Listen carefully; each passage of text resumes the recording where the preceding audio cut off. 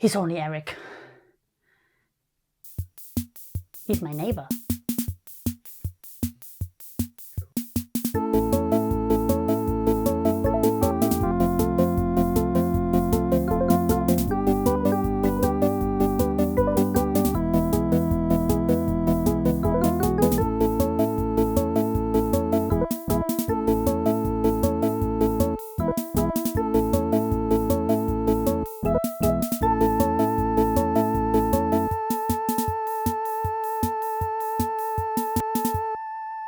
Hello, my velvets, and welcome to my cupboard. I was in the corridor and I saw some very scary shadows, and I thought, I must go in and catch them with my net. It's a good net, no? But when I got in here, I couldn't see the shadows anymore, so I don't know where they have gone. In episode 4 of GYOG, we will be talking about lighting! Oh, yo! Now, I am in my cupboard today because it is a good place to be talking about the lighting. A cupboard, or it is dark, one thing. It is quite small, that is another good thing for the lighting. And it does not have any natural light, you know, like a window or something. So actually it is a perfect place to be playing around with shadow and darkness and lights and colour. It is a bit scary though sometimes. And Kiki would not come in with me because she does not like the cupboard. So, lighting. Well, it is a tricky thing, no, because we don't always think about the lighting. Say you are at the cinema, or maybe you are watching your favorite TV show at home. When the lights come down, or you turn the lights out in your sitting room or in your bedroom to watch the flickering screen, well, that is magical, no? It makes us feel as if we are part of the moment, to be very intimate and pulled in and safe. It is like that in the theatre, or with any kind of art, really. If you think about it, a theatre, well, it is really just a room with no windows. So anything that you see on stage is because of the lighting.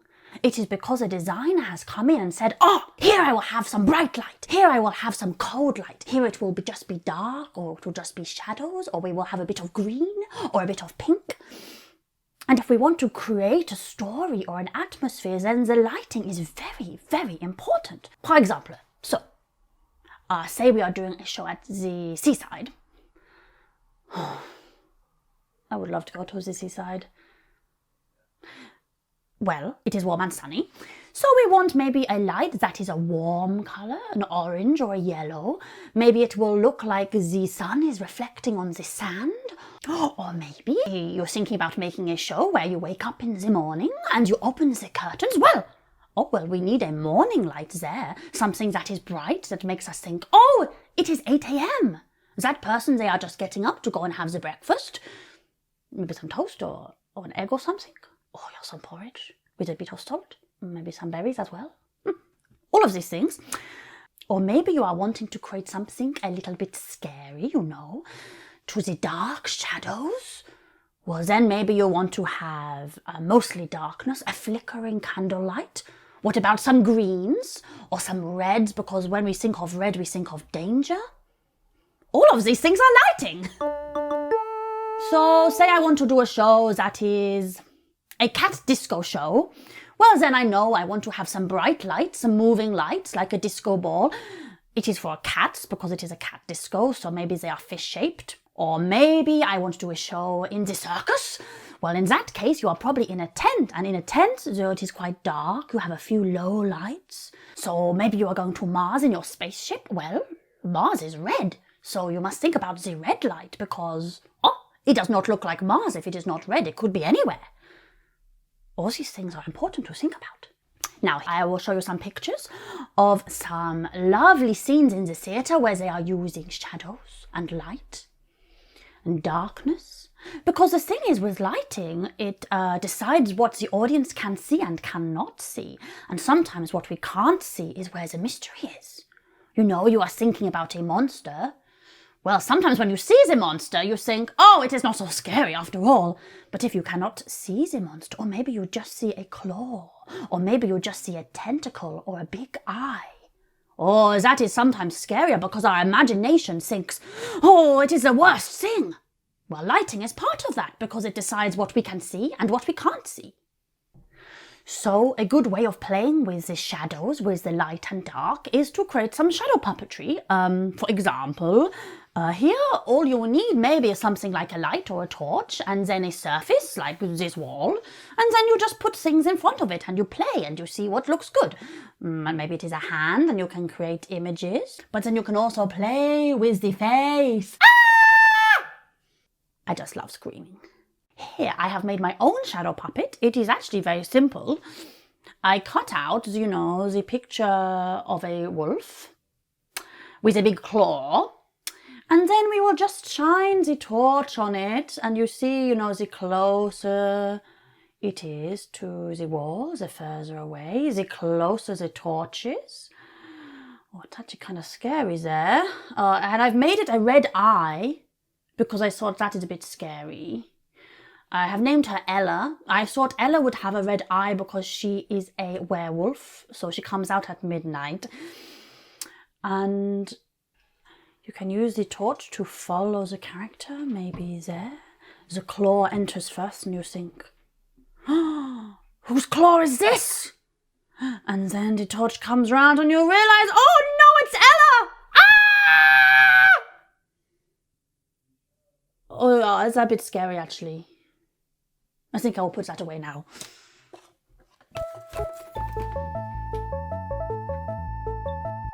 If you are thinking of creating some coloured light, like Ella's red eye, the scary red eye that I made, I have a good tip for you. Oh, yo. Hey, some sweetie wrappers. Now, the sweetie wrappers are very good because they are see-through enough to create a light, can shine through them and create some color. Here we have a blue one. You have all the different colors. So with Ella's eye, I just used a red sweetie wrapper. I just taped it on and then the light shines through it and we see the red on the platform. The only bad thing about the sweetie wrappers is that I have to eat all of the chocolates, to get the wrappers. And that really is a burden, And Kiki doesn't even like chocolate, so it's just down to me to eat a whole packet of the chocolates. But I am an arts enthusiast, so that is a burden that I will bear.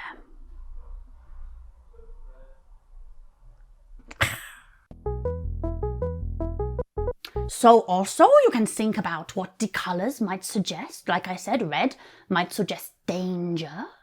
Yellow or orange might be suggesting something warm. Blue might be the sea. Or it might be a very sad scene where you are feeling very blue and sad. All of these things are worth thinking about. In these pop videos here, they have used lighting in very exciting ways to convey a feeling, to make us think something. Maybe the way that the lighting is used is like a character, or it makes us follow with our eye around the scene, like this one here. Oh, and look! A human disco ball. Oh, this is a good thing to explore. If you have a torch and something shiny, you can play and see what kind of shapes that are created on the surfaces. That's good, no? Like a little disco, baba, baba, baba, oh la la la la. I don't know what disco music that is. That's not disco music. Wow, it's like space. To me, it looks a bit like a Milky Way or something. That's good if you are creating any kind of show, maybe where you want to show stars.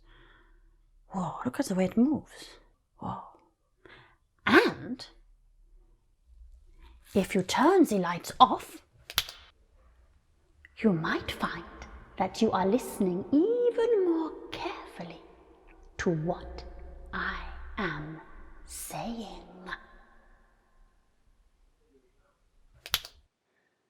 But when the lights are on, you can listen to what I'm not saying.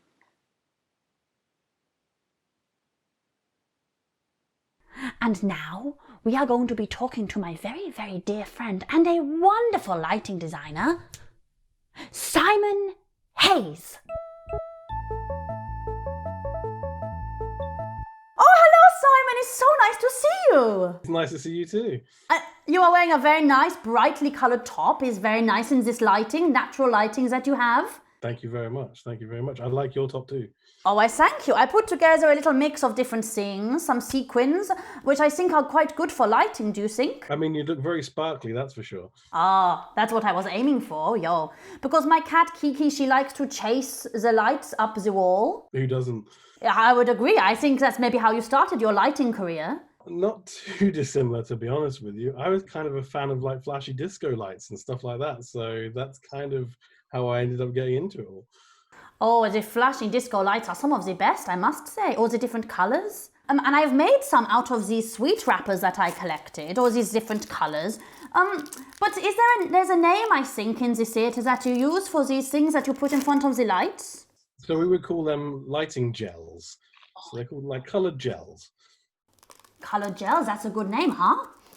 So, there's a lot of different colours you can pick? There is pretty much every colour you could possibly imagine within the gels that we can choose from, ranging from like the bright colours right the way through to kind of faded and a lot more subtle colours. Oh, and do you have a favourite one? Yes, one of my favourite colours is bacon brown, which is a kind of really rich warm tone, which makes people look really warm and nice, but it's got a very strange name. And does it smell of bacon as well? I don't think so. I don't know. I hope not. Maybe it's something for you to make there in the future, because I would very much like that in my kitchen. No, I'd also quite like to make my own colour, so I can give it a wacky name as well. And what colour would you pick, do you know? I think it would be a really bright yellow.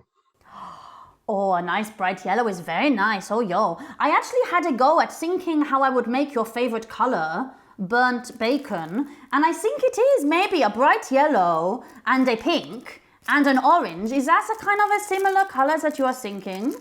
It's not too far off. I imagine it would be a little bit more orangey, but it's quite close to that. I can add a red to it. Yeah, that's a lot closer now. A lot closer. I will name this Broken Bacon because it's all the different parts. I like it. So, say I was making a show about slime, because I've started my text, you see, and movement and music we have done so far, and I think my show I'm making might be about slime and zombies.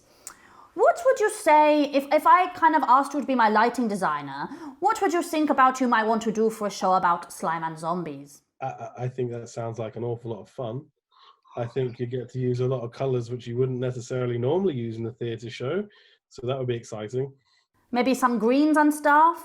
I think go with some greens and some purples and some weird pink colours to all contrast. Yes, very nice, because I guess the contrast is good because it means that you see the colours more when they are contrasting. Yeah, absolutely. See, if you go with a contrasting colour, it stands out a lot more than when we go to something that's more working together. What is a contrasting colour?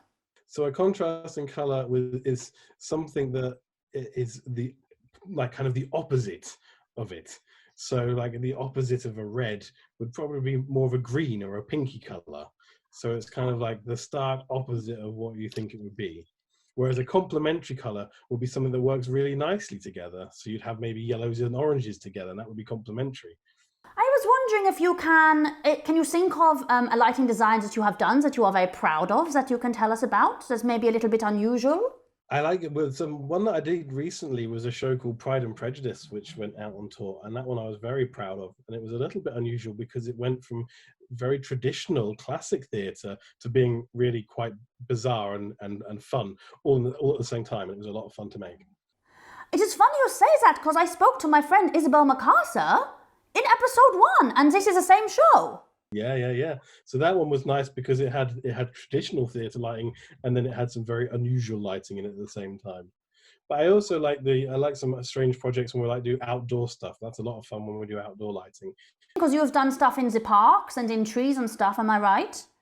Yeah, so we do outdoor lighting, which is theatre, and then there's outdoor stuff, which is experience stuff, which is like big light shows out in the forests, and we do them in like big stately gardens and stuff like that, and that's a lot of fun. So people stand there and we get normally a really fun soundtrack, and then we can have like light beams flying through the sky and lasers, and sometimes we like in combination with fountains and fire and like projections and videos and stuff. So that can be a lot of fun, then we can use every color. Oh my goodness, it sounds like a total work of art. It allows the imagination to run wild, that's for sure. So I'm going to give my friends at home a little task at the end of this episode where they are thinking about using lighting in their homes. Obviously they don't have all the colors and they don't have lasers and fire for sure. Or maybe they will, I don't know. So do you have any advice for what they should be thinking about when they are setting up their lighting for their show in their house? I think it's important. Things can be interesting depending on where the angle they come from. So you could have a very dark room, but a light that comes in strongly from one side, or maybe it comes up from underneath, and that can create atmosphere without really using any color. And also you can use your devices, because lots of the devices you can easily make your screen red or something like that. And so it doesn't have to be a big light source. It doesn't have to be like a bedside lamp. It could be an iPad or something like that you could use to make colors with. Oh, very good. And I was talking a little bit about how sometimes bringing the lights in and making them a little bit darker makes us focus a bit more on what they are saying or doing. So would you advise playing with that as well? Maybe a bit of lightness, a bit of darkness, experimenting with how close we can bring it? Yeah, I think with lighting design, darkness is just as an effective tool as light. And so play around with angles, and even like different colors like that are very close. So like you can have like a cool white that you get from LED stuff, which makes everything a bit more stark, whereas something that's a warm white will make everything seem a bit gentle and a bit nicer. That's great. Thank you. That's very good advice, I think. I think there's nothing you can do wrong with lighting, really. It's one of these fun things that there's only just explore and have fun with it, and you'll find lots of new and interesting things to do. So there's no wrong answers with it. It's just a case of have fun and explore a bit with it. That is great. Okay, thank you so much, Simon. It's been so nice to see you. And I'm sure we will meet again in the real world at some point, and maybe we can have a nice coffee or something, or maybe a nice pizza, something like that. I'll go for the pizza. That'd be more fun. Okay, the pizza. I'm excited about that, yes. Well, thank you, and I will speak soon. Brilliant. Thank you very much. We'll see you soon. Bye! Bye-bye. So, my velvets, here is the task for today. I want you to look around your house and work out what kind of lighting states you have. So, the lighting state is just the way that the lighting is. So perhaps we have darkness. That is a lighting state. Then maybe we have the lights on. That is another lighting state. Oh, it's very simple. Maybe there is one lamp on and another lamp off. That is a lighting state. Maybe you have the lights flashing like a disco. You might annoy people if you do that too much, but perhaps that is something that you want to try. So, what I'd like you to do is to walk around the house and work out what different options you have. Maybe look at all the different lamps you could move. Do you have a torch? Do you have something that you could use for color? Maybe you could find it. Here we have the colored sweetie wrappers. Now these are very good if you're maybe wanting to put them over a torch, or if you are creating some kind of shadow puppet. Maybe the colors can come in useful. They are very pleasing on their own, I think. Some of the nice, beautiful, bright colors, And then I want you to create 3 lighting states. It's simple, huh?